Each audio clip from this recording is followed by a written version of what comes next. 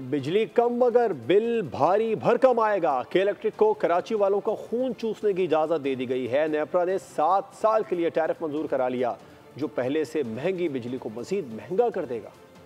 कराची वालों पर बिजली के बिलों का मजीद बोझ डालने की तैयारी। नेपरा ने 7 साल टैरिफ मंजूर कर लिया, जिसके बाद केई 43 अरब के यूज ऑफ सिस्टम चार्जेस वसूली की मचास होगी। 7 साल टैरिफ की मंजूरी 2024 से 2030 तक के लिए दी गई है। नेपरा के मुताबिक साल 2024-25 के लिए के इलेक्ट्रिक के डिस्ट्रीब्यूशन निज़ाम से 50,284 अरब रुपए की आमदनी का हदफ मुकर्रर किया गया है, जबकि 43,447 अरब रुपए की use of system charges revenue की भी मंजूरी दी गई है। इन चार्जेस का सार्फिन पर फी यूनिट तकरीबन 3 रुपए 30 पैसे असर मुतवक्के है। ताहम नेपरा का मौक़िफ़ है कि ये इक़दाम बिलों पर किसी इजाफे का बाइस नहीं बनेगा। ताहम माहिरीन के मुताबिक नेपरा की जानिब से इजाफा शहरियों के लिए मुश्किलात का बाइस बनेगा।